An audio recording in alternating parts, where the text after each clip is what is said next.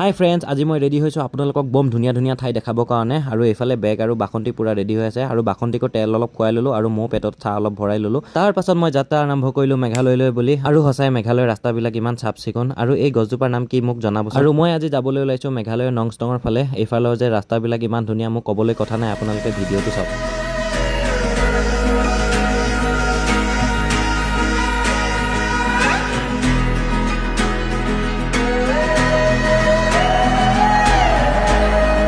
আৰু তাৰ পাছত মই নংষ্টং পাই পেলাই ধুনীয়া এটা হোমষ্টে বিচাৰি ল'লোঁ আৰু তাতে মই নিজৰ বেগ পাতিখিনি থৈ পেলাই আবেলি ওলাই গ'লোঁ বাসন্তীৰ লগত ফুৰিবলৈ। কাৰণ মই কৈছিলোঁ আপোনালোকক ধুনীয়া ধুনীয়া জাগা দেখাম বুলি। আৰু মই আহি পালোহি নুংথাম ৰিভাৰ আইলেণ্ড। আৰু দেখিছেনে এইফালৰ ৰাস্তাটো একদম পুৰা ভেলীৰ মাজে মাজেদি যাব লাগে। আৰু এইটোৱে হৈ গ'ল নুংথাম ৰিভাৰ আইলেণ্ড, যিটো আইলেণ্ড মানে এখন নদীৰ মাজত আছে, সেইটো কাৰণে ইয়াৰ নামটো মানে নুংথাম ৰিভাৰ আইলেণ্ড বুলি কোৱা হয়। আৰু তাৰ পাছত মই গৈ পালোঁগৈ উইনিয়া ৱাটাৰফল চাবৰ কাৰণে। আৰু সঁচাই ৱাটাৰফলটো যে ইমান ধুনীয়া দেখিবলৈ। আৰু এইটোৱে হ'ল উইনিয়া ৱাটাৰফলটো।